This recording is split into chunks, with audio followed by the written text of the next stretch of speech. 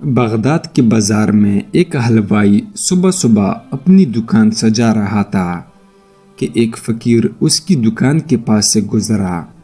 دکاندار نے کہا کہ بابا جی آؤ کچھ کھا پی لیں۔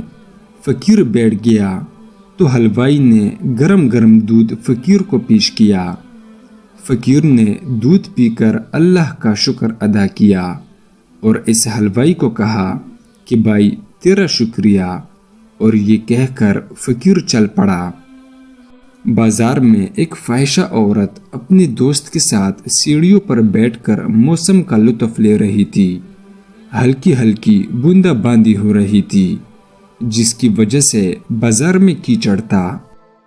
فقیر اپنی موج میں بازار سے گزر رہا تھا کہ فقیر کے چلنے سے ایک چینٹا اڑا اور فاحشہ عورت کے لباس پر گر گیا۔ جب یہ منظر فاحشہ عورت کے دوست نے دیکھا تو اسے بہت غصہ آیا۔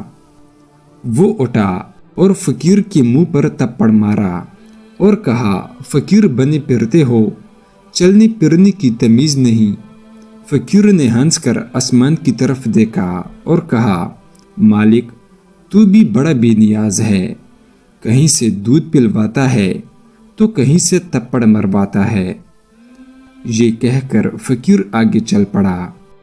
فاحشہ عورت چھت پر جا رہی ہوتی ہے تو اس کا پاؤں پھسلتا ہے اور زمین پر سر کے بل گر جاتی ہے۔ اس کو ایسی شدید چوٹ لگتی ہے کہ موقع پر ہی فوت ہو جاتی ہے۔ شور مچ گیا کہ فقیر نے آسمان کی طرف منہ کر کے بد دعا دی تھی جس کی وجہ سے یہ جان چلی گئی۔ فقیر ابھی بازار کی دوسرے کنارے تک نہیں پہنچ پایا تھا کہ اس فاحشہ عورت کے دوست نے فقیر کو پکڑ لیا اور کہا کہ بڑے فقیر بنے پھرتے ہو، تھوڑا سا حوصلہ بھی نہیں رکھ سکتے۔ فقیر نے کہا کہ کیا ہوا؟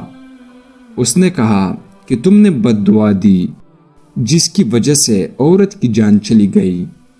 فقیر نے کہا کہ واللہ میں نے تو کوئی بد دعا نہیں دی۔ تو اس شخص نے کہا کہ نہیں، تیری ہی بد دعا کا کیا درا ہے۔